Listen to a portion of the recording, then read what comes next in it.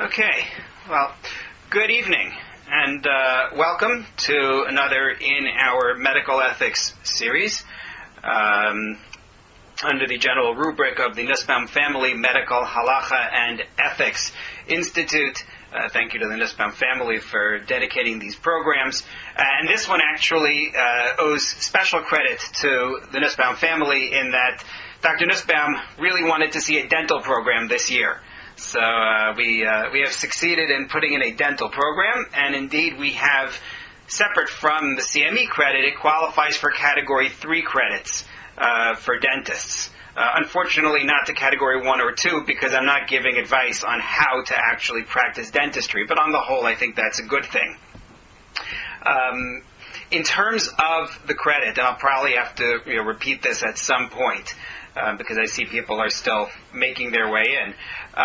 But the way I'd like to work this is for people to sign in via the chat, whether you want to join the email list or whether you need credit. Now, if your name is already showing on your screen, there's no need for you to sign in, meaning I'm writing everything down as people come in, and if your name is showing, then you don't need to do that. Unless you're not on my email list, in which case having your name isn't going to help me to send you your credit form. So if you're not on the email list, then yes, then we'll need the for you to sign in. But if you either have your name showing and I have your email address, or send me a message via the chat, then I'll be able to acknowledge that you were here for credit purposes, and we'll send you that certificate. Okay. Two other notes. As usual, I send out a survey afterwards to the list. That's very important in terms of our ongoing accreditation for these programs. So I'll ask that people please fill out the survey. Even if you are not a medical professional, you should receive the survey anyway, and please fill out the parts that are relevant for you. Obviously, the parts that are about how it changed your practice or whatever are less relevant. Also, I'm going to begin by when I begin, I'm going to mute everybody. You can still unmute yourself. It's just that the default will be to be muted, just because of background noise and the like. But as usual, if you have a question, a comment, feel free to unmute yourself and bring up the question. It's actually better, I find, for my purposes, it's better if people unmute themselves and ask a question, as opposed to writing a question in the chat. Because generally speaking, if you write a question in the chat, then I get distracted. I'm actually happier if people just ask a question. And we'll see how that goes. If it becomes unruly, it'll be a different story. But otherwise, that's the way I prefer to do things. Okay? Are we're good to go? Okay. So the topic for this evening, dental emergencies on Shabbos. And for the most part, this is not a COVID-19 topic, which I am relieved to say, because honestly, there's been a lot of that. There will be one source that does relate to it.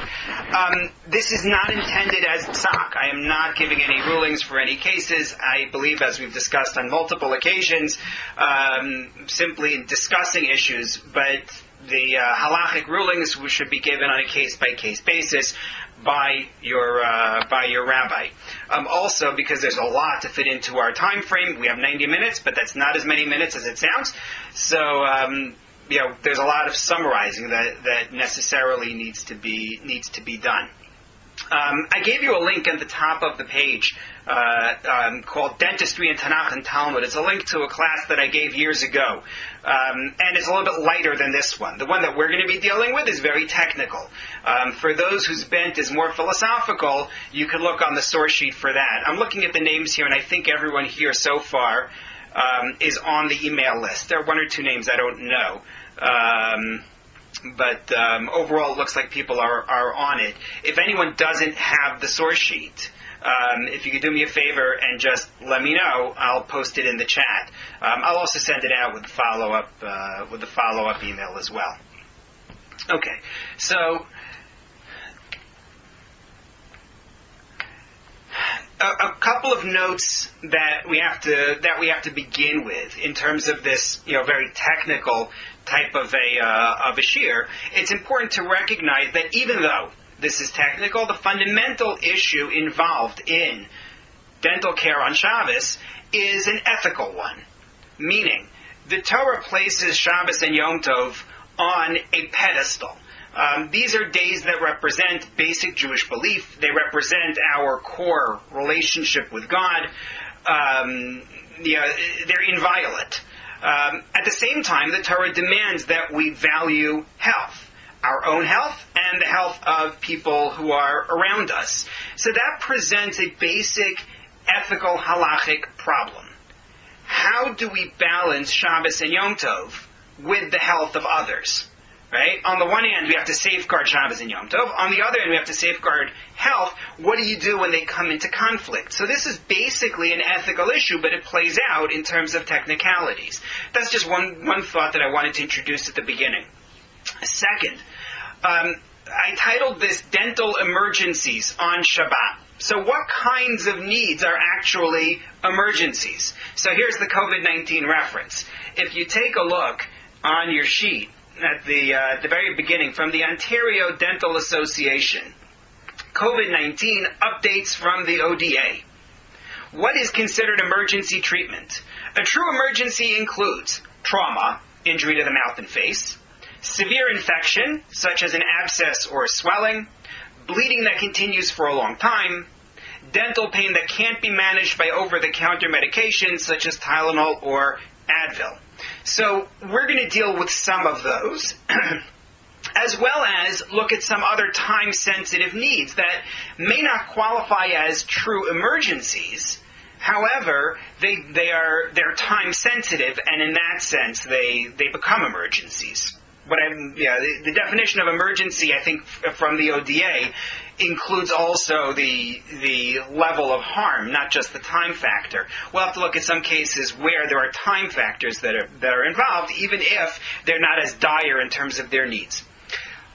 Last beginning note before we get to the vignettes. Someone emailed me in advance of the session asking me, why do you have to bother a Jewish observant dentist on Shabbos? Why don't you just go to an emergency clinic? The truth of the matter is that for many of the issues that we're dealing with, it is better to ask someone who isn't Jewish to take care of it on Shabbos. That's absolutely true. However, sometimes the Jewish dentist is the one who is available. And sometimes the Jewish dentist needs to know what to do personally, especially as that dentist has an obligation to help other people. If someone comes to your door, the answer of, sorry, I'm Jewish, go find somebody else, may not be the most sensitive way to handle the situation. So I think it's important for the Jewish dentist to know what exactly she or he is able to do. So with all of that in mind, I turn to the vignettes that you see on your sheet. All of the dentists in this case are Dr. Schwartz. So, Robbie, this isn't you, but unless you've acquired a degree in dentistry. But yeah, this is Dr. Schwartz's practice. Abraham, age 7, is brought to Dr. Schwartz in shul on Shabbat morning complaining of a toothache. Naked eye observation and probing indicate a significant dental caries. What may Dr. Schwartz do for Avraham? So let's pause there and ask the question, what may Dr. Schwartz do on behalf of 7-year-old Avraham? What would you think? Dentists especially, who know what should be done in such a situation if it were not Shabbos but Tuesday.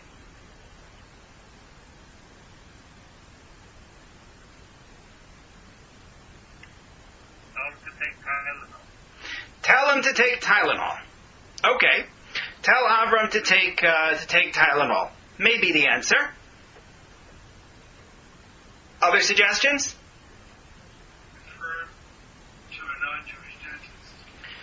Refer him to a non-Jewish dentist. Who will do what? What will the non-Jewish dentist do in this circumstance that Tylenol doesn't do?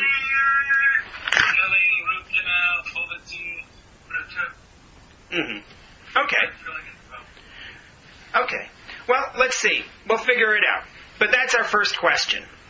Second question. Sarah, age 7, is brought to Dr. Schwartz on Shabbos morning, complaining of pain from a very loose baby tooth. She skipped dinner Friday night. She intends to skip breakfast and lunch as well. The tooth seems ready for pulling. Bleeding is likely to be minimal. What may Dr. Schwartz do for Sarah?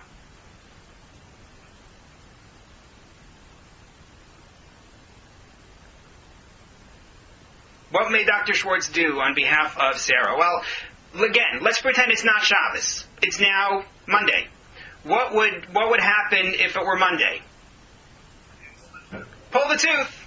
Yeah, pull the tooth. Okay, could you pull this tooth on Shabbos? I see a head shake no from a non-dentist. I asked this question before you said yes. Okay. So, she doesn't seem to be in any particular pain, and the fact that she could have stayed from things would indicate that it's not all that serious. well, she's complaining of pain. She is complaining of pain. Okay.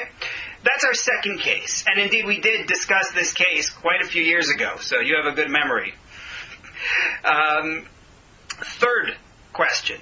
Simi, age 13, trips and falls on Shabbos afternoon, knocking out a permanent tooth. Within 5 minutes, he is at Dr. Schwartz's door, holding the tooth and asking what to do. What may Dr. Schwartz tell him to do? He has to try to reinsert it as quickly as possible, because time is an important factor in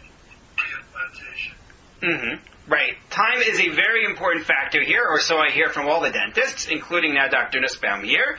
So, inserting the tooth back into the spot, will that be sufficient? You also have to stabilize it. And how do you stabilize it?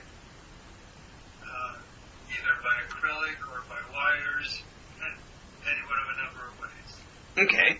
So we're going to have to talk about those different ways. And then the last case, I'm not 100% sure we're going to get to it within our time, but I included it in case we can.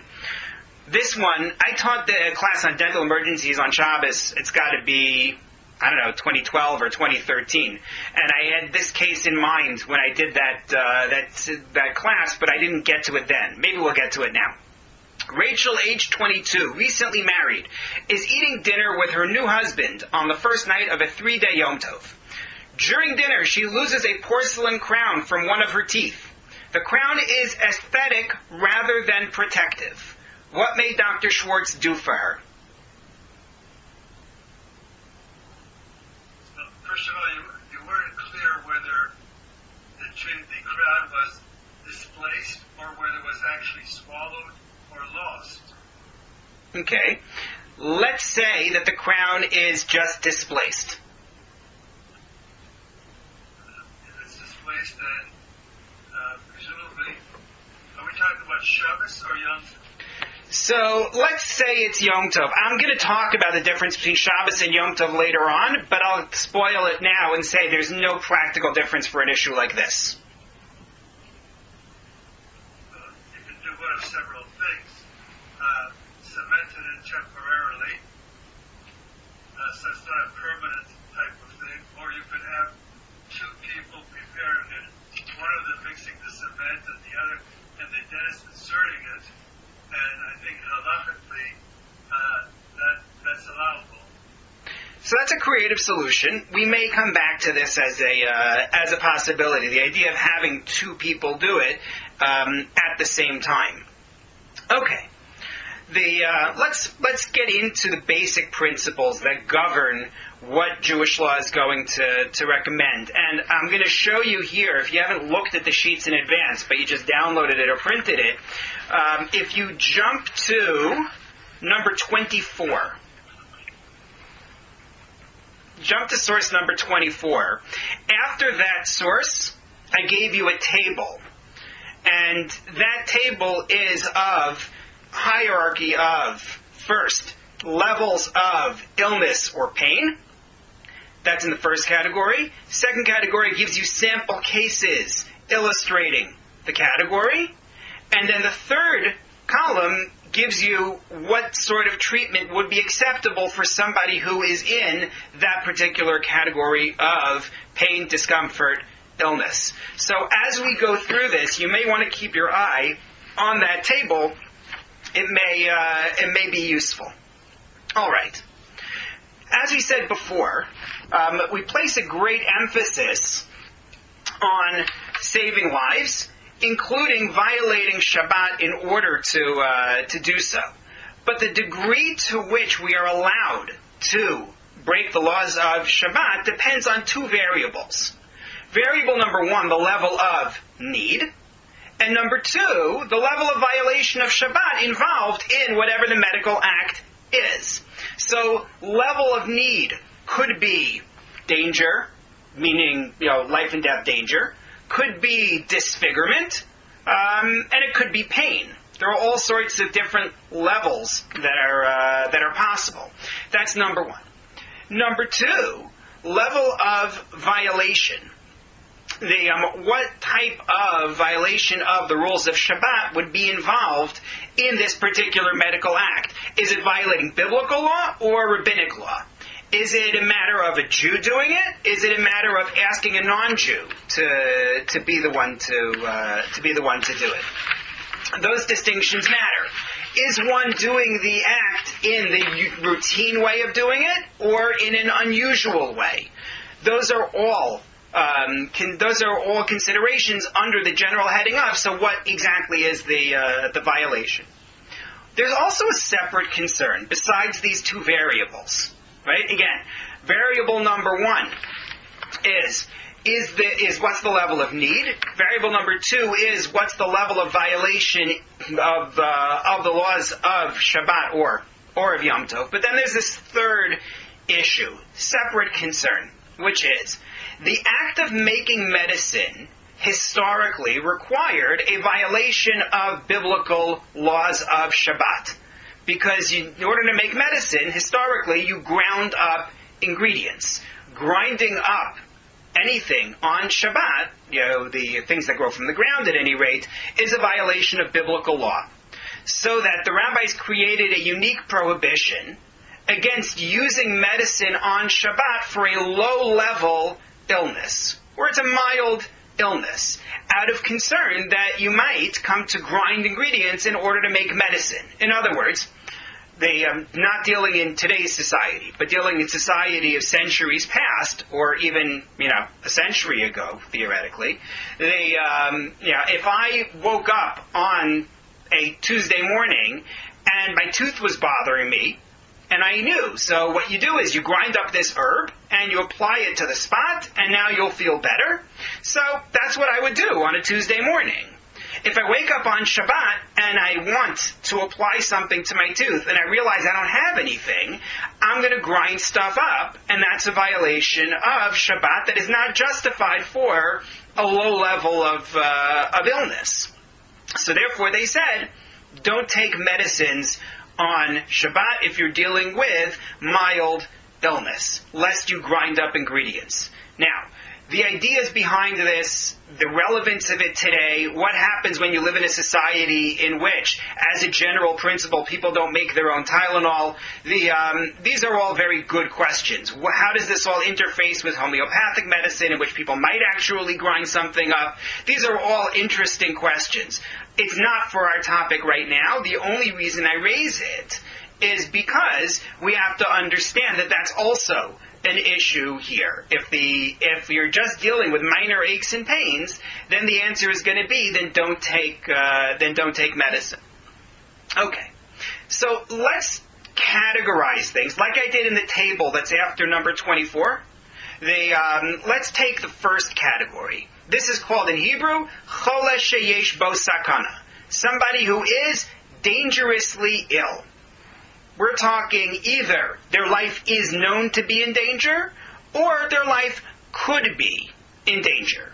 So this includes an infection which could cause a threat to life in the event that we were to wait. If you take a look at source number 1 on your sheet, Rabbi Yisrael Meir Kagan, also known as the Mishnah Brura, gives you a case that is a life and death case as far as Jewish law is concerned. Meaning, he's commenting on a previous text, and he says what the text means is that they know clearly that the illness will not get worse by waiting until night after Shabbat. He says you wait if you know clearly that the illness will not get worse. But if I don't know clearly that the illness will not get worse, then I treat it right now. That's the idea. When you're dealing with an infection, very often you have no idea until you start actually examining and digging in. That's when you can determine it. So therefore, as Rabbi Yisrael Meir Kagan wrote in his Mishnah Brura 130 years ago, 120 years ago, he said, if you don't know clearly, you treat it now on Shabbos. In source number 2, I brought you a practical application of it. Rabbi Dr. Avram Sofer Avraham, in his Nishmas Avram, I've quoted him many, many times. He was the head of internal medicine at the Shari Tzedek Hospital. He writes, and in all of this, I'm just sticking with my English translation that I put on the sheets, but you have the original Hebrew as well. We delay surgery and any other treatment for a dangerously ill patient until after Shabbat, where there is no concern that his situation could worsen and he could enter danger. If I know that he'll be okay by waiting, then fine, then I can wait until after Shabbos. But if leaving it untreated could cause a life and death case on Shabbos, then the patient is considered to be in danger right now. That's the rule. So if you take a look at source number 3, Rabbi Dr. Avram Sofer Abraham quotes Rabbi Shlomo Zalman Auerbach. Rabbi Shlomo Zalman told me that in any case of quick spreading dangerous illness, such that we will be frightened during the week, one must treat and operate on Shabbat if that can be done immediately. Even if on a weekday this treatment or surgery might actually wait a day or two due to more urgent surgeries. In other words, you might look at it and say, the reality of hospital operating rooms is that which gets called an emergency is treated immediately unless something else that's called an even higher emergency comes in and needs care. Even if they say this is urgent and this is immediate, the reality is that there are things that are more urgent and more immediate. So don't say, he says, just because this can get pushed off by something else doesn't mean that you don't do it on Shabbos. You still do this on Shabbos, writes Rabbi Dr. Abraham, quoting Rosh Shlomo Zalman Auerbach, so long as it's something that we would normally be frightened by and want to treat that day. Is this clear? Yes? I see some heads nodding, but I see other heads not moving. It's hard because when you're in a room with people, it's a lot easier to get a sense of how people are getting it. So if people could be more effusive when they either get it or don't get it. That would be really helpful. I've been doing these Zoom classes now for weeks and weeks, but certain aspects of it continue to be frustrating. So. But that's the basic principle. That which is dangerous and could even be, it is considered possibly dangerous. It also includes a very interesting category. It's called Makah Shel Halal. Makah Shel Halal. What does the word halal mean in modern Hebrew? Anybody know? Sorry? Outer space. Correct. In modern Hebrew, we use the term halal to refer to outer space. Classically, one of the meanings of the word halal is hollow, a hollow area. And as it's used in a medical context here, what it refers to is the inside of the body. Makah shel halal means an internal injury. And the Talmud tells us that an internal wound is considered automatically to be dangerous. Take a look, please, at source number 4. Ravina went to Rav Ashi's house. Ravina and Rav Ashi are talking about 5th century Common Era. So Ravina went to Rav Ashi's house and saw that a donkey had trampled his foot. He was soaking it in vinegar. Ravina said, this is on Shabbat. So Ravina said, doesn't the master agree with Rav Hillel? One may not use vinegar on Shabbat. You can't soak yourself in vinegar on Shabbat. That's considered a use of medicine that we've said before is inappropriate. To which he replied, the back of the hand and the top of the foot are different. Why? Because Rav Ada bar Matna said, quoting Rav, the back of the hand and top of the foot are like an internal wound. One violates Shabbat for them. So in other words, he says internal wounds are automatically considered dangerous, as well as wounds on the back of the hand, the top of the foot. I'm not really discussing the back of the hand, top of the foot point, although that's an interesting one. My focus is on this makah shel halal, this wound that is internal. Hang on one second. I'm getting a message that my speaker is not working well. I know how to solve this problem. Give me one moment. Okay. Yeah, this happens from time to time, unfortunately, for reasons that I don't quite get. But it's the way it goes. Computer science major has no idea why this happens. In any case, the idea here is that indeed a makah shel halal, an internal wound, is considered dangerous by default. So take a look at source number 5, where you see it in the Mishnah Berurah, Rabbi Yisrael Meir Kagan. He writes in his work, for those who may not be that familiar with Rabbi Kagan's work, the Mishnah Berurah is considered a very authoritative work of Jewish law, written in the very beginning of the 20th century, end of the 19th, as a commentary to the Code of Jewish Law. So he says, an internal wound, or any dangerous illness like a burning fever of the entire body, these things are presumed to be life and death dangers. So here's a question for you. I keep using the term internal wound. What exactly constitutes an internal wound? What does that mean? Anything from the mouth on, including the teeth. Anything from the mouth on, including the teeth. Is that your intuition, or is that based on a text? Text. Okay. I have a note from somebody in the chat who came in after I asked not to put things in the chat, but he sent it privately to me, so it's okay. The internal infection or bleeding. So there's actually a lot of debate regarding how to view the definition of internal. Someone else was going to suggest? No? Okay. So take a look at source number 6, please. This is from the Shulchan Aruch, the Code of Jewish Law. I brought you the two authors. One is Rabbi Yosef Karo, the author, the primary author of the Shulchan Aruch, and the other Rabbi Moshe Isserlis, who wrote commentary to the Shulchan Aruch in Poland. So both of them writing in the middle of the 16th century. So Rabbi Karo, also known as the Mechaber, the author, the compiler, wrote, one violates Shabbat for any internal wound, meaning from the teeth and inward, including the teeth. This is specifically where one of the internal organs has a wound or infection or the like. Aches do not qualify. So he says, internal means from the teeth and inward, including the teeth. Along comes Rama, Rabbi Moshe Isserlis, and he says, side note, one whose teeth hurt, who has pain such that he wishes to remove a tooth, may tell a non-Jew to do it. We're going to come back to pulling teeth a little bit later. That part is not necessarily so relevant for us right now. But the Shulchan Aruch, the Code of Jewish Law, says it begins at the teeth.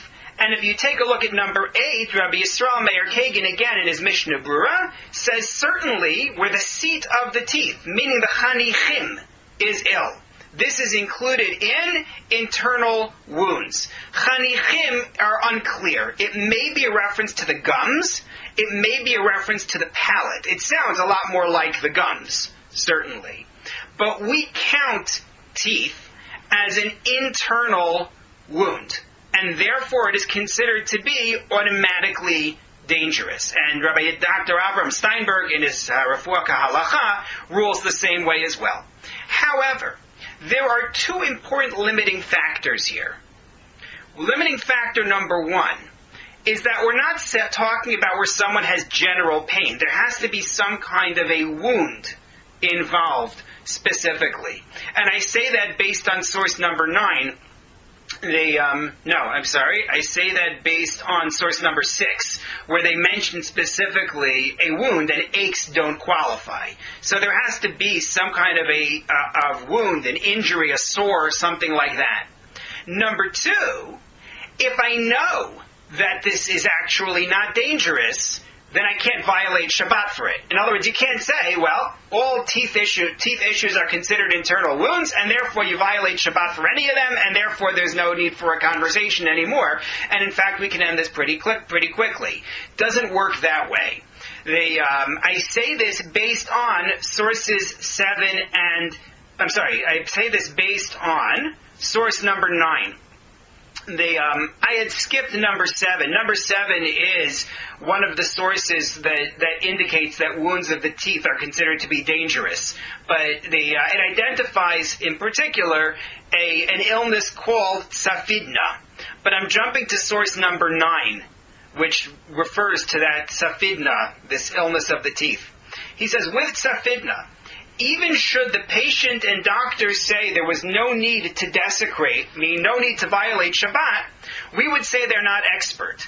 Our sages have a tradition, this is dangerous. For other pains of the teeth, which we consider internal wounds, we assume that we should desecrate, but should the doctor or patient say there is no need, we would not desecrate. So just to make sure that was clear, because he goes in 2 different directions.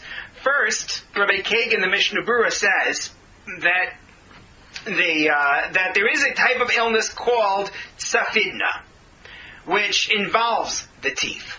And says, I don't care what a doctor says to you, I don't care what the patient says to you, this is considered to be dangerous by tradition, and therefore you would treat this right away on Shabbat. Do whatever you need to do.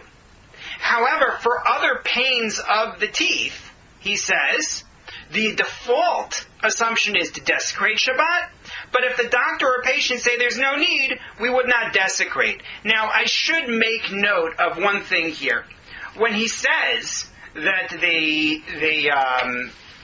when he makes the comment here that if the patient says there's no need, don't worry about it, this reflects an earlier time in terms of the level of medical sophistication that a patient was presumed to have. We have a principle, Lev Yodea Marat Nafsho, that the heart knows its own bitterness, and that informs a view that says that the patient is eligible to weigh in medically. Today, I don't think we look at the patient's knowledge that way, even though patient's knowledge is now augmented by Dr. Google, and therefore patients know everything.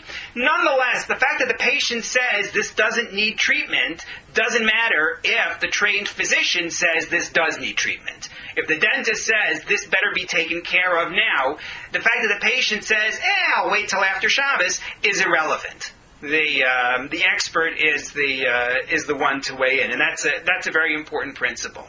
So we've included within this category of chola sheyesh bo sakana, the patient who is dangerously ill, a situation in which there is immediate danger, where there is an infection that could cause a threat to life if we waited, where there is internal injury which includes the teeth, unless it is known to be safe. And then I bring you one other note. This is from a sefer called the Nishma Shabbos, and he's quoting the Malachim Omnayich, who is Rabbi Yitzchak Zilberstein, son-in-law of Rav Elyashiv. And the position that he takes is an interesting one. He's willing to argue that unbearable pain qualifies as well for this category of life and death. Take a look at source number 10. And I have seen in Malachim Omnayich that when the pain is especially strong and unbearable, it is close to life-threatening, as one might lose his mind when struck by strong pain. And he says he brought a similar idea earlier from Imre Yosher. But in my humble opinion, this is not found at all. He says it doesn't actually exist. Unless it's known that someone has a weak nervous system, one should not permit biblical violations for this. He doesn't think that you actually have practical cases like it. I wonder about this. Whether you could, the one which I think I mentioned when we discussed this 8 years ago, I think I may have mentioned it then as well, is trigeminal neuralgia, which everything I've heard about in terms of the pain that's involved says that that's an extremely high level of pain. Ernie, is that did I mention it then? I did not? Okay. But that may be in this category. It's a possibility that you could make that argument. So these are the first level of illness. What is one allowed to do on Shabbat for somebody in this category? So we have a general principle.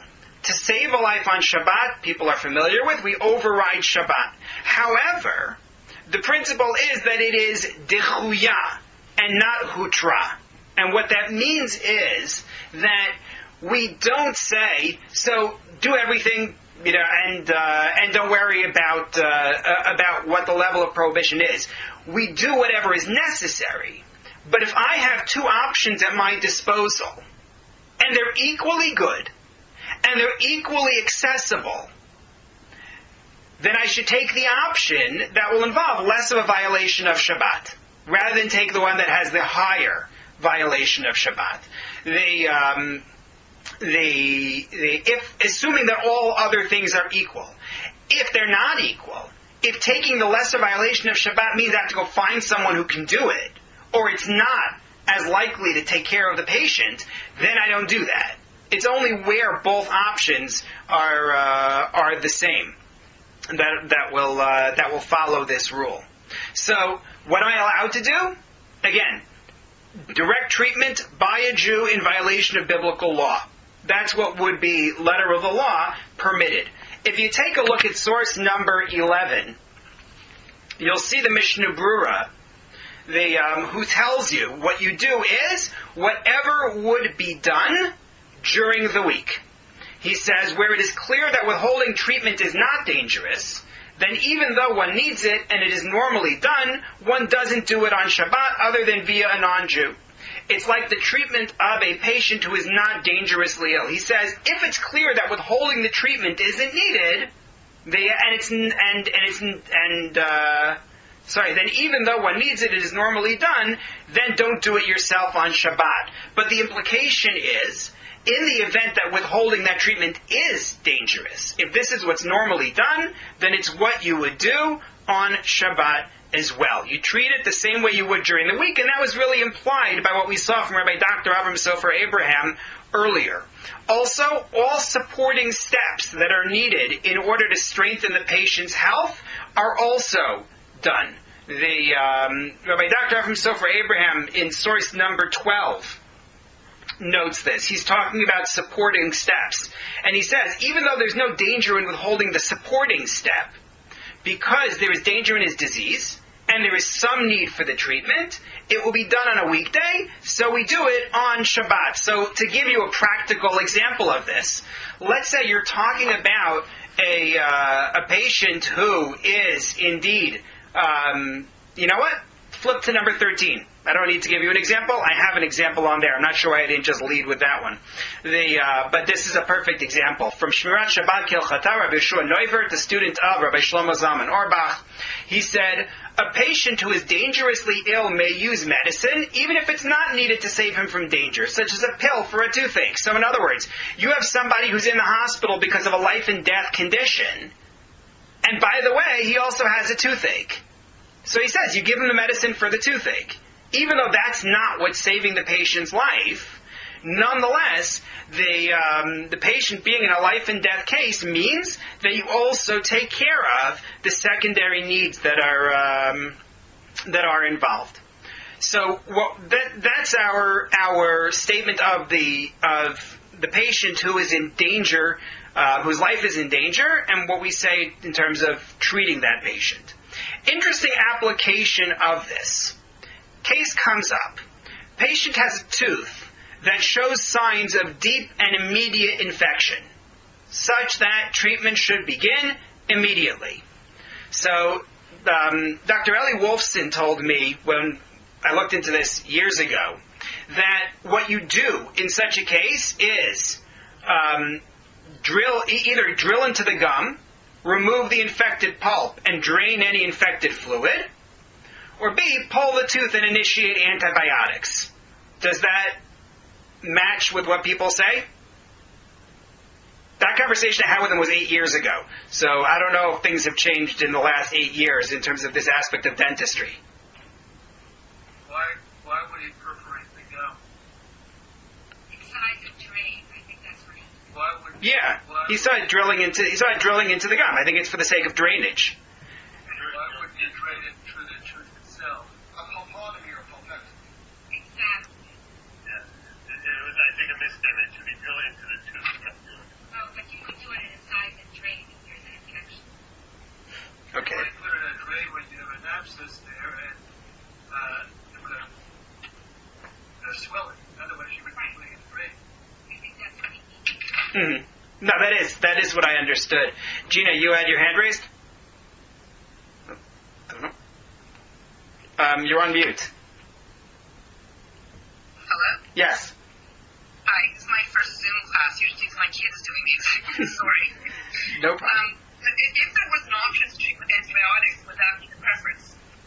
So if I have an option, and that's a reasonable treatment during the week also, then it certainly would seem to be better. That would certainly seem to be a better option. Going with what I said before about it being dichuya, that really this is not, it's not a free-for-all on Shabbos. We should be trying to reduce whatever violation is involved. If you can, if that's a standard treatment, then sure. Right. I mean, part of the problem with this, and that's what I meant in the beginning when I said I'm not giving rulings for particular cases, is that this is very subjective. It's very case-dependent. It depends on what presents in front of you. I tuned in late, so I didn't hear what you were saying at the beginning. Yeah. But it has happened numerous times where people in shul come up with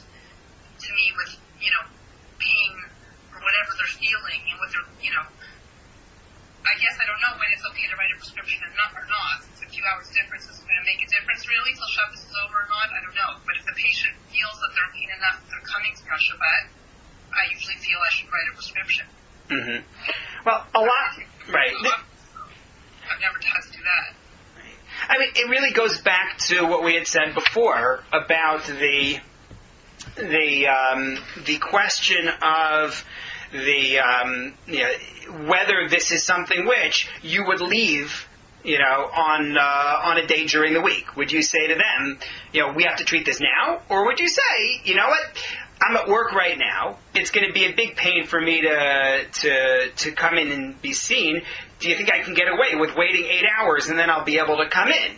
If you would say to that, if you would tell them on a Tuesday, sure, you can wait 8 hours, then on Shabbos also they should wait 8 hours. That's I think the way that we would look at it. Dr. Nussbaum, you had your hand up. Giving antibiotics, it's not that if the patient is in pain, antibiotics will not do anything. It takes hours for the antibiotics to work. The important thing to do in these cases is to establish some sort of drainage through the tooth. Mm-hmm. Right. So I think that is an important point, but the drainage is serving what purpose at this stage? Probably to relieve pressure. To relieve pressure. But that's a matter of relieving the discomfort. That's not a matter of curing the problem, correct? Well, eventually, no. But what you're trying to do right now, the patient is in pain, as I understand. Right. Is that correct? Yes. Well, antibiotics will not cure the pain. Right. Maybe the best thing to do is to give him an injection in order to freeze the area so that at least he gets some relief from the pain. Right, so I'm not really focusing so much on the pain relief right now, because the pain relief, barring the comment from Balachim Omnayich, the pain relief isn't going to rise to the level of life and death. That's not going to justify me overriding the basic rules of Shabbat. Maybe on a lower level I could, but certainly not on a biblical level. So I'm looking at steps that are involved in terms of the fact that you have a patient with an infection, and infections are dangerous. That's really what I'm looking at. So I didn't actually get to the core question yet. All I was doing was just laying out the treatment options, and then I sidetracked myself. But we have two choices here. One is call it incise and drain, and the other is pull the tooth. And the way that he framed the question to me at the time, Dr. Wolfson, was either approach could be used on a weekday, if this were Tuesday, but patients prefer the first approach, to drill into the gum, the incising option, in order to keep their natural teeth. Patients would prefer that you not pull their teeth as a general principle. However, it seems that if I take the approach of drilling into the gum, of incise and drain, I am potentially violating more laws of Shabbat than if I would just pull the tooth. So the question is, does the surgeon have the option where there are two possible approaches, one of which involves more violations of Shabbat, one of which involves fewer violations, but the patient prefers the one that takes the more violations? Is the surgeon allowed to use the option that patients prefer? So I emailed the question to Rav Shai Schachter to ask his father, Rav Herschel Schachter, and he answered that in this case, it's not a biblical violation for you to drill into the gum, and because of that, and because the patient is fundamentally in a dangerous situation, we view the infection as being dangerous, we do whatever his needs are. You're justified in doing the incise and drain option, and you don't need to go with the tooth pulling option. Okay. There's someone named Rena on here, but I don't know who it is. But I think you had a question? Sorry. Yeah. I did unmute myself for a second by mistake. I happen to be a dentist. I'm Bernie Greenwald's daughter. Oh, okay. I will comment that I think that really the only time that I would think that I couldn't prescribe antibiotics and painkillers to take care of a patient, even if it's an infection, assuming it's Shabbos and it's not a 3-day yantiv, then it is really a case such as Ludwig's angina, where the patient should be hospitalized and treated there anyway. Mm-hmm. Because to me, I don't think that there's an infection that would be so bad that I have to treat this right now by doing a pulpotomy.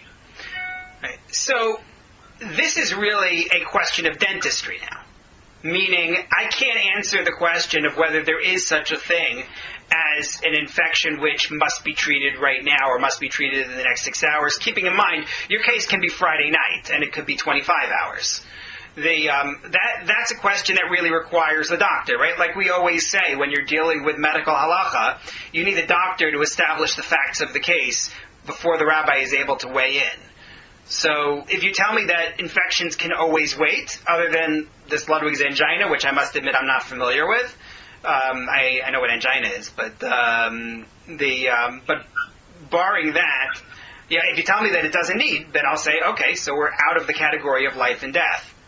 Not with children. Children, infection is very good. Okay, children I would say would be different, yes. Okay. Ludwig's angina and cavernous sinus thrombosis are very serious things, and they are basically a matter of life and death. It's relatively rare now because of antibiotics, but those two conditions in particular are very morbid. Okay. So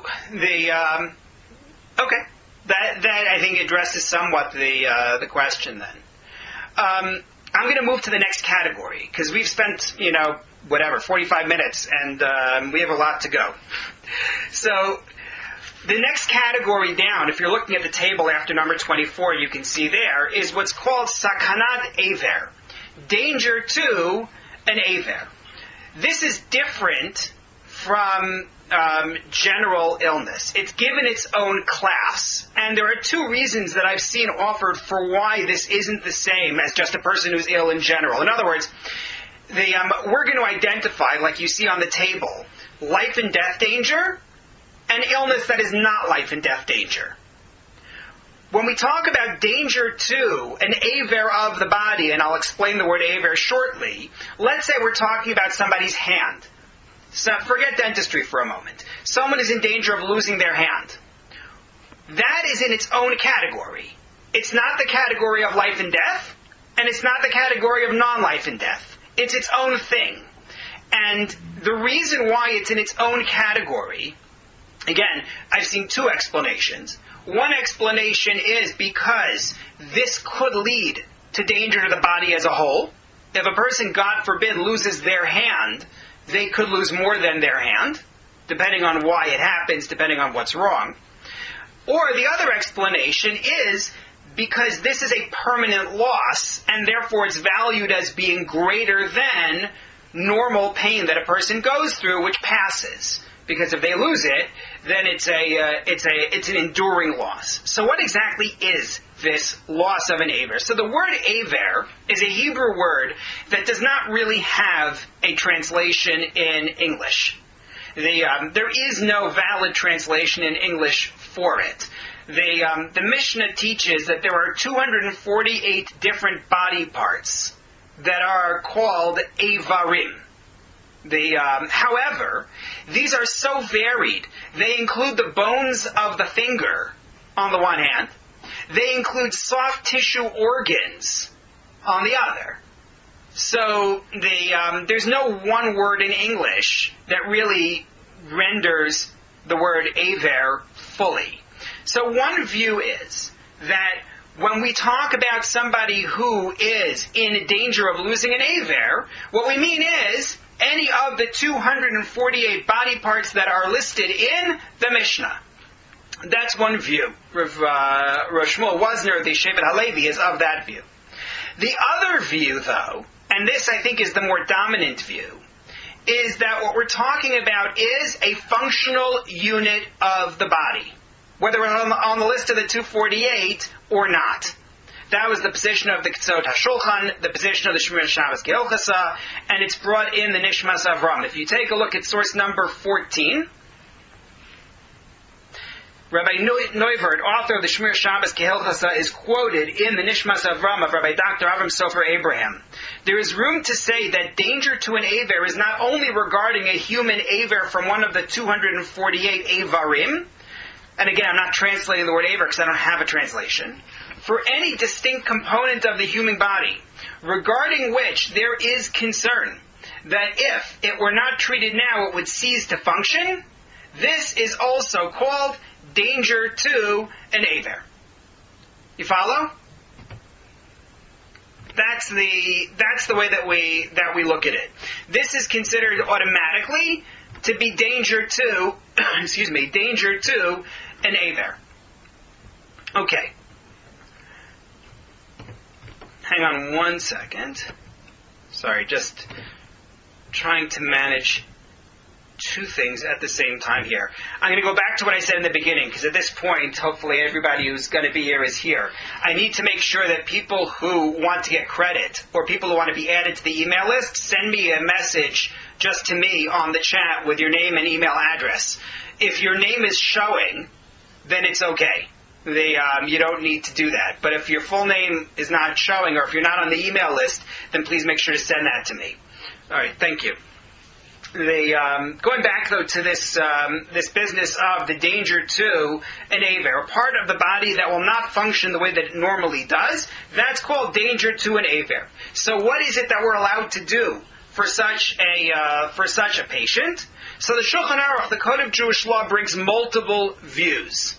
The Mishnah Brura explains that the winning view in the Shulchan Aruch is the one I brought you in source number 15. Direct violation of Shabbat, specifically of a rabbinic prohibition of Shabbat, is what is allowed. If an aver is in danger, thank you to those who are sending me the messages. If an aver is in danger, then one would be able to violate a rabbinic prohibition on Shabbat. And what he means when he says directly means without a shinui. I don't have to do it in an unusual way. That's the principle. So here's the question now. Does losing a tooth qualify as danger to an aver? And the answer is, it's a debate. If I look at that list of 248 avarim, which is found in the Mishnah, so teeth are not on the list. They're not part of the list. I brought you source number 16, which indicates that teeth are not part of the list. However, take a look at number 17.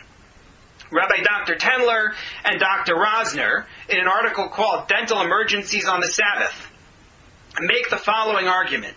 Since the jaw is an aver, and the absence of teeth interferes with its proper functioning, and since the reimplantation of those teeth would restore the proper functioning of the jaw, the traumatic avulsion of teeth represents a situation of chesron aver, of having lost an aver. Since if you lose a tooth, your jaw doesn't function right, and the jaw is an aver, therefore this is considered to be danger to an aver. So that's one argument to say that loss of a tooth is on that level of danger to an aver. There's another argument that you can make as well, which is if I take the view that any body part that isn't going to function well is automatically danger to an aver, that gives me a different way to look at it. The Nitziv, Rabbi Naftali Tzvi Yehuda Berlin, I brought it for you in source number 18, but I'm going to say it outside, said, you know what? You can chew without one of your teeth. You lose a tooth, you can still chew. I mean, some teeth are more necessary than others for the chewing process. But he says you can chew without it. Therefore, it's not called danger to an aver. I asked the question of Rav Hershel Schachter, and his answer was that substitute teeth, false teeth, are a decent option. He was not willing to call it danger to an aver either. However, there are others who disagree. Rabbi Rafal Everest of Amsterdam, in source number 19, disagreed. He says you can't chew as well with a substitute tooth, and therefore he calls it danger to an aver. So this is something that's subject to debate. You have different points of view regarding this. Clear so far? Okay? Highest level, danger to life. Next level is danger to an aver, which may include the tooth. It's subject to debate. Then below that, you have chola she'ein bo sakana. Somebody whose life is not in danger, but they're very ill. The Shulchan Aruch, the Code of Jewish Law, defines it as somebody who is bedridden from the illness. A phrase that you will often find is cholek kol gufo. One's entire body is ill. Example brought in Rabbi Yechiel Michal Epstein in source number 20. Whoops. I just muted myself by accident. Don't worry. We're all good. In source number 20, Rabbi Yechiel Michal Epstein makes the statement that a fever, which renders people homebound, is sufficient for somebody to be called ill on this level. The Nishmas Avram quotes Rabbi Shlomo Zalman Auerbach to say somebody who has a migraine would qualify for this category, even if they're able to walk. But realistically, they're going to have to go to bed. That counts as somebody who is in this category of chola she'ein bo sakana, somebody who is ill, just that their life is not in danger. Children automatically qualify for this category of chola she'ein bo sakana. Somebody who is ill, if not dangerously so. So I brought that through from Rav Moshe Isserlis in source number 21. Now there's some debate as to who qualifies as a child for this purpose. Some argue, and I brought you a table in source number 22 of sources for the different views. Some argue that as long as they eat special baby food, that's what defines them as a child for this purpose. Others disagree and say no, it's 2 to 3 years old. Others disagree and say no, it's up to age 6. Based on the idea that until then they really need a parent around in order to help them. And then finally, you have the view that says up until the age of 9. And that's based on the Talmud's discussion about not fasting at all on Yom Kippur until the age of 9 or 10. So you have a range of views as to who exactly is a child. What are you allowed to do for people in this category? For children under whichever age we adopt here. For somebody who is cholesh she'ein bo sakana, ill but not dangerously so. So you're allowed to violate a rabbinic prohibition if you do it in an unusual way. Unusual way meaning a way which is not the way you would choose to do it and which is not as effective as the normal way to do it. That's a brief way to explain shinoi. The truth is there's more to be said, but that's what I'm going to go with right now. What if you can't do it in an unusual way? You might as well not treat the patient. So then what do you do? So if so, the Mishnah Berurah writes in source number 23, quoting the Chayei Adam, that if you can't do it in an unusual way, in an altered way, so you do it the normal way. That's what you would do if you have to. Alternatively, a non-Jew could violate a biblical law of Shabbat for you, even though rabbinically I'm not allowed to ask a non-Jew to do things for me on Shabbat that I'm not allowed to do. Nonetheless, I could have a non-Jew do this for me because I'm allowed to violate rabbinic prohibitions, so I'm also allowed to ask the non-Jew to do this for me on Shabbat. That's our third category. At this point, you can already see the table. We're on the right side of the page to see it, and hopefully the table is helping people to follow this. The lowest category is what's called mechush. Someone's in a little bit of pain. We've already said that we don't use medicine on Shabbat for someone in this position. This means somebody whose whole body is not ill, they're not bedridden, they have a light headache, that kind of thing. They have a cough, not dealing with a COVID cough, but just a general cough. So we, generally speaking, don't do a whole lot for them. The most we would do is that we could ask a non-Jew to perform something on Shabbat that is rabbinically prohibited. That is something that we would be okay doing. But that's basically it. Now, all of this is Shabbos. What about Yom Tov? What about Chol HaMoed? So, if you're dealing with the first day of Yom Tov, which is the day of Yom Tov in Israel, outside of Israel, the first day of Yom Tov, it has the same status as Shabbat for the rules that we've been discussing. There are those who suggest that the decree about not taking medicine shouldn't apply on Yom Tov, for reasons beyond the scope of this discussion. In number 25, I gave you a link to a session I taught about that in 2013. You can see the discussion there. If it's Yom Tov Sheni, the second day of Yom Tov outside of Israel, that's rabbinic. And so we may be more lenient about some of this, and all of this will be permitted on Chol HaMoed. Okay, all of this, everything we've done for the last hour, sets us up to answer our vignettes. So now let's take it and talk through the vignettes. Let me pause for a second. Questions, clarifications on what we've done so far? We're good? Doctor? Yeah. How would it seem to you? He says one is not considered a neighbor or doesn't affect function. What happens to somebody who's only got a limited number of teeth and he loses 2 or 3 more? Right. So I think he would have to change his position.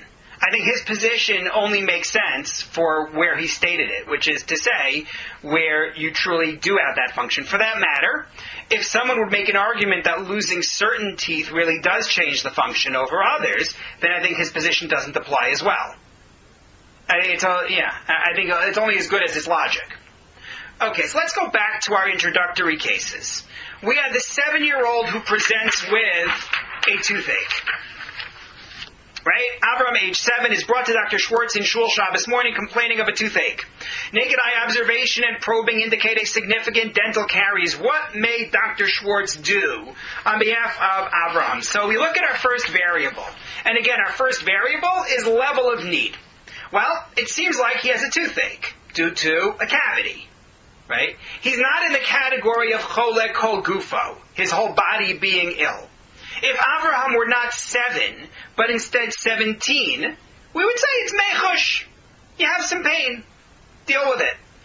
However, a child is automatically upgraded to chola she'ein bo sakana, to somebody who is ill, even if their life is not in danger. Assuming that the age of 7 is still within child, and we saw the different possibilities for what constitutes a child, this would mean that I could violate a rabbinic prohibition in an unusual way, and if need be, even in the normal way. So what does this look like for this young child? Well, an oral analgesic would seem to be fine. Right? That would seem to be the way to deal with it. Topical analgesics may be harder because of the cotton swab, and that's a bigger challenge. But for the young child, the answer would seem to be, so give him some kind of painkiller. Let him take the painkiller and move on. But let's make the question harder. Let's say we're now dealing with an adult, not a child, and it's an infected tooth with intolerable pain. Now what do you do? So the Tzitz Eliezer, Rabbi Eliezer Waldenberg, in source number 26, the Hebrew's on the bottom of one side, the English is at the top of the other side, says, based on all that has been said in addressing this question, it appears that infection inside a tooth causing, quote, powerful, intolerable pain is considered an internal wound. If so, then if there is no non-Jewish doctor, or one doesn't trust him, and the only way is with a Jewish doctor, violating biblical law to heal and numb or remove the tooth, it will be correct to permit it. He says if it's an infected tooth, he looks at it as makah shel halal, as an internal wound warranting immediate treatment. Rabbi Dr. Avram Sofer Abraham, in source number 27, if one suffers from especially strong pain, such that there is concern for infection or pus, or the gums are inflamed even without pain, then they must violate Shabbat as needed, even biblical law, for this could be dangerous. Now, again, dentists come back to me and say, we know this isn't dangerous. Then my answer is, it's like the internal wound where the doctor says, don't worry about it, it doesn't need to be treated today. It doesn't need to be taken care of. However, if you're not sure, then you go back to the rule that's being stated here. Is that clear? Am I going a little too quickly at this point, or are we all right? I need people to respond out loud, because otherwise I won't know. People are okay? Yeah.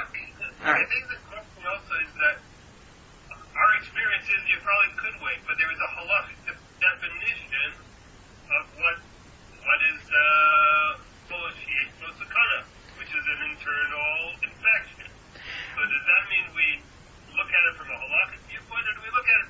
Our experience is this is not really going to, a few hours is not going to make a difference, even the day may or may not, or they'll use the antibiotics. Where do we... Right. So I go back to what I had said before about this issue of makah shel halal, the internal wound, where we said that if it's known to not be dangerous, then it does not qualify as chola she'ein bo sakana. They're not considered to be dangerously ill. So that's the... Sorry? Yeah, a quick question. So, Yeah. as a human being, can I go up to my person that's to ensure and say, it's okay, it'll be all right. I'm not in pain, it doesn't hurt me at all. In other words, they're coming to you and they're saying, this hurts a lot, this is infected, take care of me, and you have to now, deal with them. That's what you're saying. Correct. This is a question of bedside manner, right? Meaning, I think there are a lot of different ways to speak to patients. I think, to my mind, the first step is to explain. The first step is to show you take it seriously. In other words, this isn't just a go away, I'm in the middle of davening type of a thing. But you leave shul, you look it over, you explain to the patient what you see going on, explain what the standard course of treatment is, and try to highlight for them, assuming you believe that this is something that really can wait. So you say, if this were Wednesday and you were at work and you called me with this problem, I would tell you you can finish the day at work, and then we'll take care of it afterwards, and I'll just give you an analgesic, and you'll be all right. I think that's your first step, is to show you take it seriously, explain the medicine of it, try to inspire confidence in the patient, and hopefully the patient listens to you and says, "Oh, okay, I'm going to go take the painkiller now." If the patient is still pushing after that, then I think you have to ask yourself, in general, how do I deal with a patient who's manifesting this? How do I deal with a patient who is not listening to my medical advice? What are my options? In general, having nothing to do with Shabbos, having nothing to do with halacha. In the case where you could get by giving an antibiotic and delaying things, Yeah. you have to prescribe the antibiotic. That means writing a prescription on the Shabbat and asking the person to go and buy something on the Shabbat. Correct. And how does that fit in? Right. So this is a very good question. In terms of writing prescriptions on Shabbat, I actually gave a 3-part session on this years ago about how one could take care of this. There are certain options that are better. If a computer is already on, emailing may actually be better than writing. It depends a lot on how this is going to be done and in what way.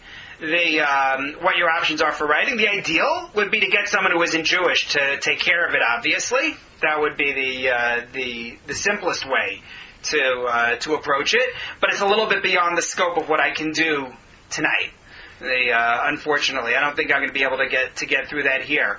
Maybe what I'll do is when I send out the follow-up email, I'll include a link to the classes on writing prescriptions on Shabbat, because it is a good question. It's just too big for what we're doing now.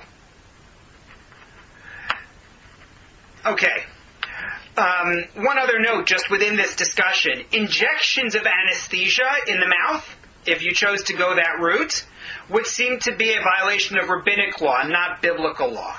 And the reason is because there's no intentional aspiration of blood like you would have in an intravenous injection, and the bleeding is not guaranteed. So you'd be able to do that. Okay, I mean it's a rabbinic prohibition, but rabbinic rather than biblical. Okay, 7-year-old with a loose baby tooth and refusing to eat. So now what do we do?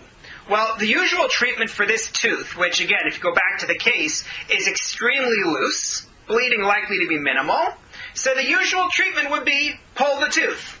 So what's the halachic status of pulling a tooth on Shabbos? So this gets really interesting, because the Mishnah Berurah, Rabbi Kagan, who we've been discussing his views all along, quotes an earlier source saying that pulling a tooth is not actually a known cure.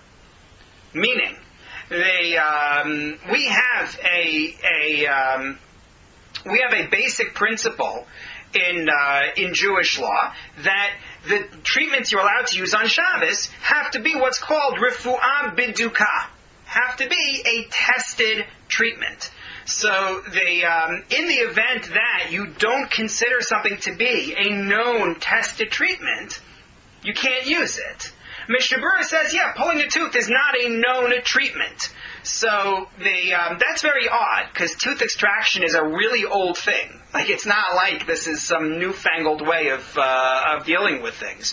So that the Tzitz Eliezer, Rabbi Waldenberg, and others quoted by Rabbi Dr. Avram Sofer Abraham say that where this is the standard of care, don't worry about whether the Mishnah Berurah knew about pulling teeth. We know about pulling teeth, and it's the normal way to treat the problem. So what exactly is the status of pulling teeth on Shabbos? So some argue that it's a biblical prohibition. You're violating biblical law if you pull a tooth on Shabbos. Where does that idea come from? What rule of Shabbat might you be violating by pulling a tooth? What would you say? What biblical law of Shabbat would you be violating by pulling a tooth? Sorry? Causing bleeding? And I heard someone say chovel. Right? Which is? Sorry? Mefarek or dash. Why? Removing something from its source of growth. Tolesh. Okay. So that would be tolesh. Mefarek and dash are a little different. But let's go in order. First of all, causing bleeding is chovel. It's an act of wounding. So that's one concern. The Magen Avram brings that concern in source number 28, and he says, don't tell me it's a destructive act and therefore it's not a biblical violation, because it's actually constructive wounding. So therefore it violates biblical law.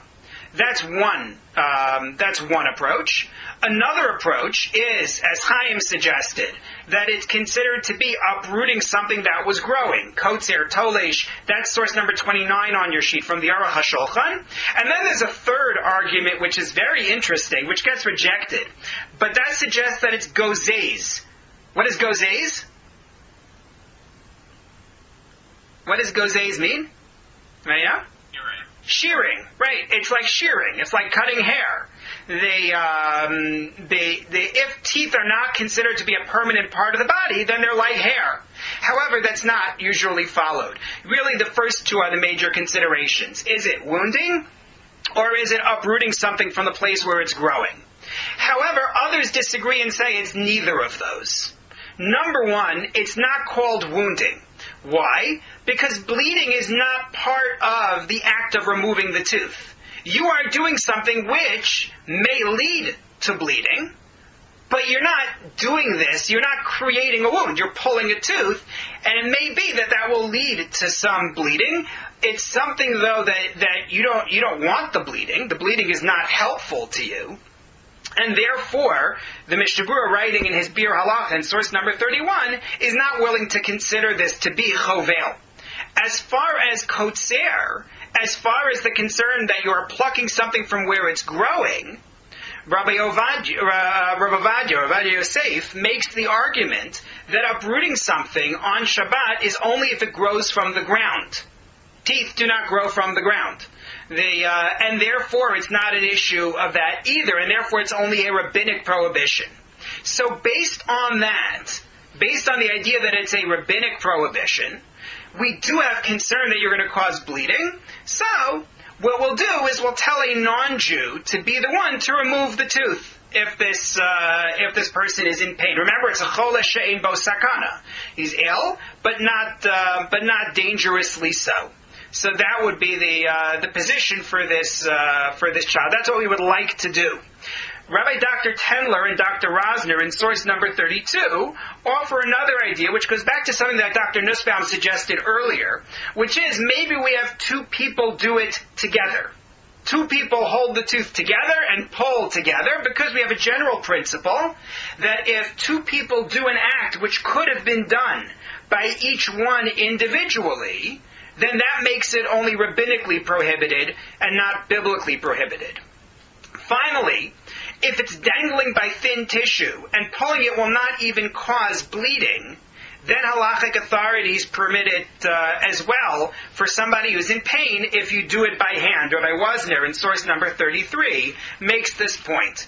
If the person is in pain, if it's not even going to cause bleeding, so just do it by hand and be done with it. So we have ways to help this child. The ideal, get someone who isn't Jewish to be the one to do it, but you could have two people hold it and pull at the same time. Maybe you let the kid hold on and somebody else and pull. Not sure whether the kid is going to be happy about that idea. Or alternatively, if it's really not going to cause bleeding, so then you could do it. You could pull by hand, and that would be potentially okay. Third case. We've got 10 minutes to go. Yes, Laura. Would it be preferable to have the dentist do this or the parent? Because, you need to have it be a dentist that does this. Well, why would we require a dentist? That's what I'm asking. Oh. If they brought the kids to you and the tooth is hanging by a thread, does it need to be the dentist that does that? From a halachic perspective, From a halachic perspective, if the parent would be allowed to do it and would be okay doing it during the week, there's no reason why the parent couldn't do it on Shabbos. Yeah, it's not undermining the care. Okay.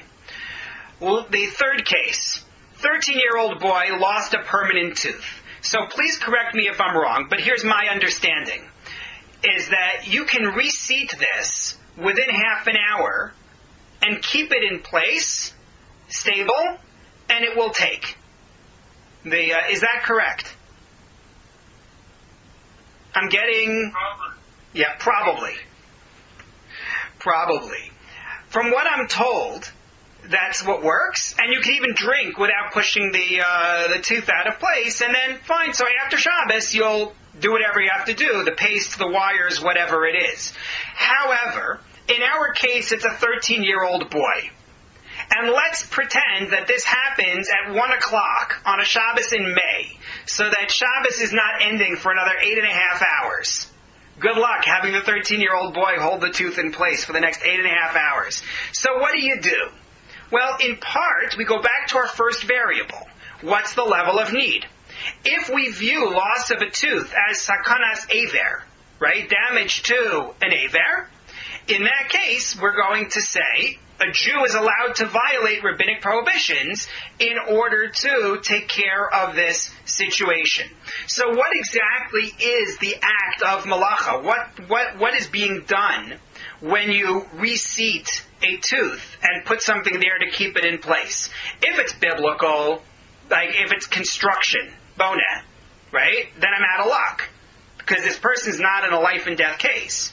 But if it's rabbinic, then I'll say, well, if you believe that losing a tooth is sakanas aver, like Rabbi Tendler argued, it's danger to an aver, then I'll be allowed to seat the tooth. The rule is that, in fact, the prohibition against bonnet, against construction on Shabbos, does apply to the human body. I brought you a source. Did I bring it on here? No, I didn't bring it on here. But the Gemara talks about, indeed, that the term bonnet could apply to things like braiding hair, that's called construction, or adjusting someone's vertebrae, interestingly. However, if the way you're keeping the tooth in place is only a temporary fix, it's not something that's going to hold it long term, then it's down to being rabbinic. It's temporary bonnet. And indeed, the Tzitz Eliezer, Rabbi Eliezer Waldenberg, in source number 34, writes the following. Rabbi Tzvi Pesach Frank already permitted this in a responsum regarding false teeth which shift from their place and fall out, saying one may make them stick with powder atop the teeth, which will cause them to adhere to the palate, since this will only last for several hours. I have similarly permitted it. So the argument is, do some kind of temporary fix. Now, creating the paste is in and of itself a problem, potentially, and it may be a biblical issue that's called lush. You have to be careful about how you prepare the paste, but that's beyond the scope of what we're going to talk about right now. But in practice, what we'll say is, he can hold it in place, and if you have a temporary adhesive material ready for it, it would seem to have a basis for leniency. Okay. Our last case, we're going to see if we can do this in 5 minutes. The bride with her new husband loses an aesthetic porcelain crown on the first night of a 3-day Yom Tov.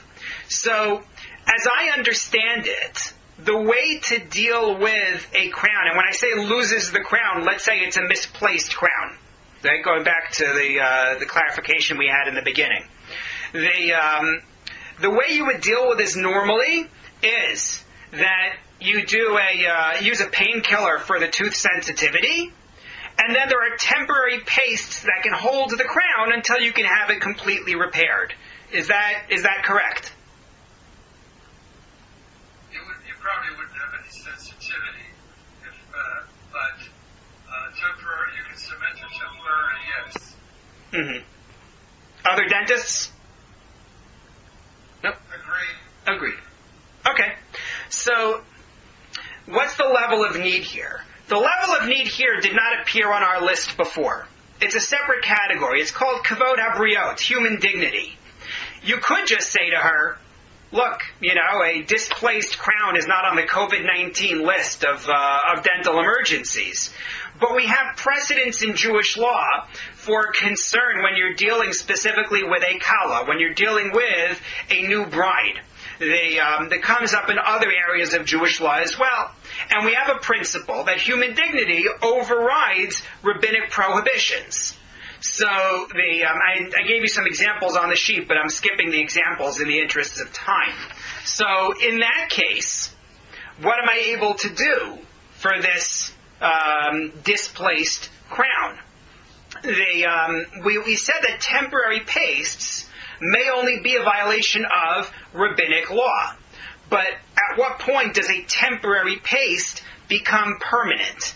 So it's really unclear, especially if you're dealing with a 3-day Yom Tov. Meaning, I brought you on the sheet in source number 38, source number 39, that using some kind of a paste on Shabbos, where you plan to remove it right after Shabbos, would be considered temporary. However, here you have 3 days to go.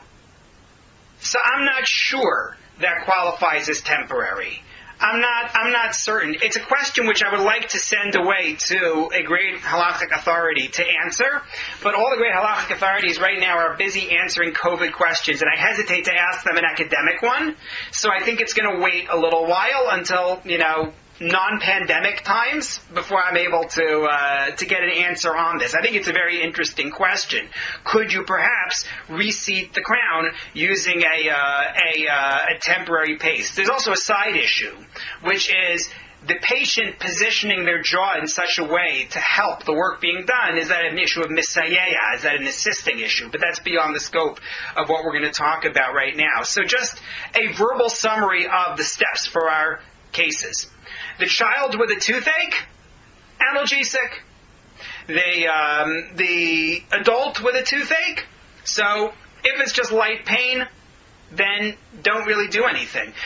What the adult could do is what they did when I was a kid, which is, let him swish some brandy around, and let that numb the spot. Because since drinking is not, it's a normal activity in terms of drinking, it doesn't look like application of medicine. The fact that there's a side benefit in numbing the tooth is okay. If the patient is confined to bed, then treat it as a makkah shel chalal, as an internal wound, unless you know that it's really not that level of dangerous.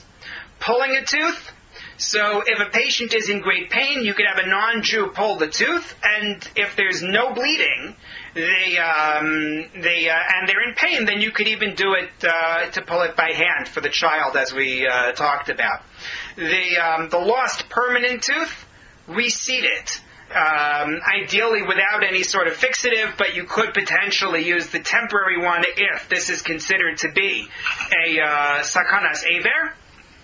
And then the displaced crown, we had the possibility maybe of a temporary paste, but I want to look into that further in terms of the length of time that it's going to have to be in place. I'm going to take questions. I just want to make sure to note one more time, if anybody on this Zoom wants credit and is not already on my email list, or their full name isn't showing, please make sure to write your name into the chat, just a message to me. Or email me, and that way I'll know to add you. Okay, thank you very much. We actually got it done in 90 minutes, one way or the other. But I'm going to take questions now. So anyone has to go, you can go. Those who have questions, stay on, please. So, Reverend Torczyner, Yeah. dentistry